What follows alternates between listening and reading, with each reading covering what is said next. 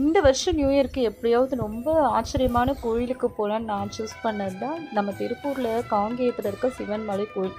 சிவன்மலைன்னு கேட்டதுமே சிவன் கோயில் நினச்சிக்காதீங்க. இது வந்து அருள்மிகு சுப்பிரமணிய சாமிகள் கோயில். இந்த கோயில் என்ன அதிசயம்னு கேட்டிங்கன்னா, இங்கே ஒரு கண்ணாடி பெட்டி இருக்கும். அந்த கண்ணாடி பெட்டியில் வந்து இந்த ஊர் மக்களோட கனவுல வந்து முருகப்பெருமான் வந்து தோன்றி ஏதாவது ஒரு பர்டிகுலர் பொருளை வைக்கிற மாதிரி சொல்லுவார்.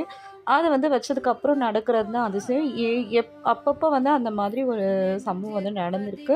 ஸோ இந்த கோயில் பற்றி உங்களுக்கு தெரிஞ்சிச்சுன்னா கமெண்ட் செக்ஷனில் கமெண்ட் பண்ணுங்கள். நீங்கள் நியூ இயர்க்கு எந்த கோயிலுக்கு போயிருந்தீங்கன்னு கமெண்ட் செக்ஷனில் கமெண்ட் பண்ணுங்கள். இந்த கோயில் வந்து 500 படிக்கட்டு நம்ம தாண்டி தான் போகணும். அப்படி இல்லைன்னா மலை வழியாகவும் கார்லேயோ பைக்லேயோ வந்து போய் பார்த்துக்கலாம்.